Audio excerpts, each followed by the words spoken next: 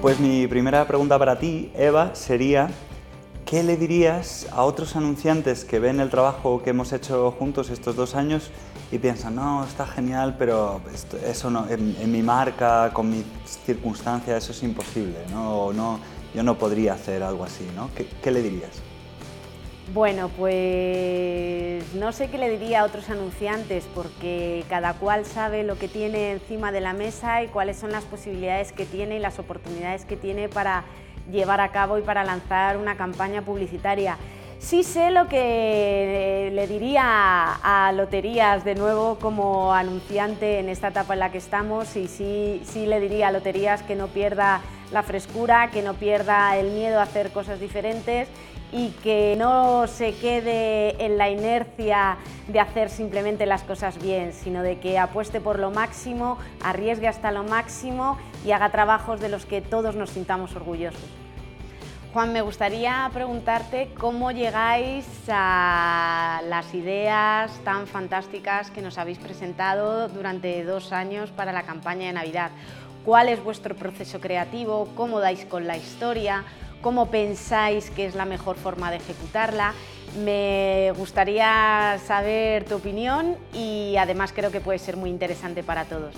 El proceso creativo de una agencia depende mucho de la agencia y no suele ser, yo creo que hay mucho escrito y hay mucha película que te intenta contar, no, hacen brainstorming, se juntan todos juntos en una sala, tal. No es tan así. Hay un proceso previo bastante importante de investigación y en el que lo que tratas de identificar es si el briefing que tienes encima de la mesa, entre las manos, está contando una verdad del producto que de verdad va a tener trascendencia y valor y que de verdad representa lo que ese producto representa en la vida de la gente, ¿no? Entonces, hay un proceso previo de análisis y de verdad desgranar las claves del producto que estás tratando y del entorno en el que ese producto actúa, ¿no?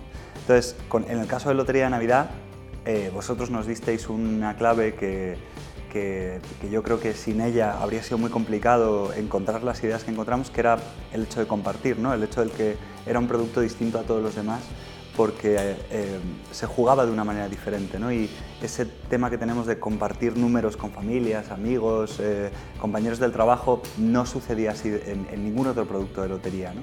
Entonces, a partir de esa clave es donde luego elaboras pues, historias y formatos en los que lo que intentas es conectar con la gente para que entienda esa verdad del producto y ese valor real que tiene en la vida de la gente, ¿no? Entonces, cada una sale de una manera espontánea y diferente y con equipos que no tienen por qué ser el mismo, ¿no? Pero siempre parte de un proceso previo de análisis y de pensamiento profundo y de rigor en cuanto a qué es lo que estás comunicando, aunque luego haya un proceso creativo pues, que tiene que ver con contar una historia, con qué hacer para que esa historia funcione, ¿no? Por ejemplo, en el caso de Justino, si estábamos hablando de compartir, en las historias es muy importante que los personajes tengan un anhelo o algo algún tipo de conflicto que luego en la historia se desarrolla, ¿no? y se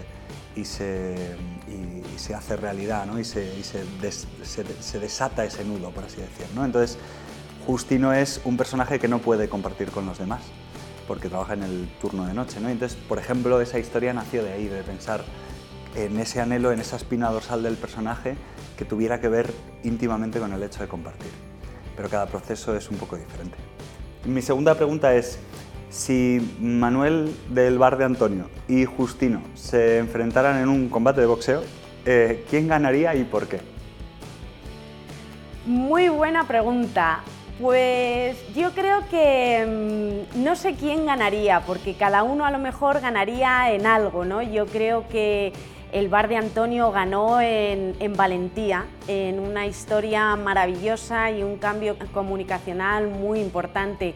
Y Justino le ha añadido 2 cosas muy importantes. Una, que es un anuncio universal, al no utilizar ningún idioma se entiende fenomenal en todas las partes del mundo.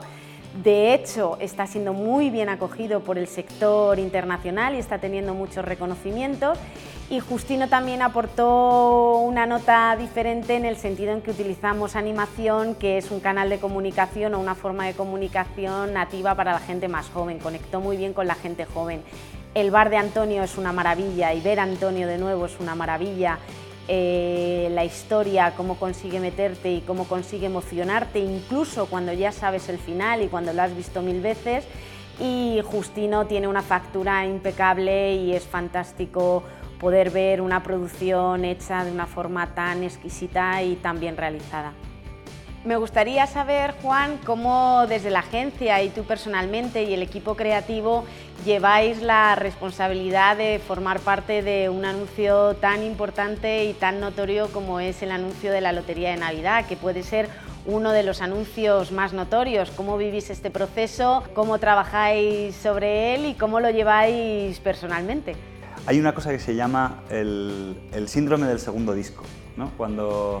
Yo creo que cuando nos tocó la primera vez hacer el anuncio de Lotería de Navidad, no éramos del todo conscientes de hasta qué punto podía tener semejante repercusión y de que los ojos de España entera iban a estar centrados en el trabajo que íbamos a hacer nosotros, ¿no? Entonces lo hicimos de una manera un poco más inconsciente, pero es fantástico, ¿no? Porque al final es un escaparate al mundo, o sea, por fin te dan la oportunidad de demostrar aquello que dices que sabes hacer, ¿no? Y no es solamente predicar y la palabrería, ¿no? Ya ahí están los hechos y la gente lo ve y dice, ostras, esta agencia, ojo, ¿no? Con ella. Y para mí es ese trampolín, ¿no? Que te da la posibilidad de tener un altavoz gigante que le cuenta a todo el mundo lo que eres capaz de hacer, ¿no? El año 2 es cuando ya surge lo que llamamos el síndrome del segundo disco, que ya sabes lo que ha pasado el año 1 y dices, ¡ay, Dios mío!, que ahora van a decir que somos malísimos.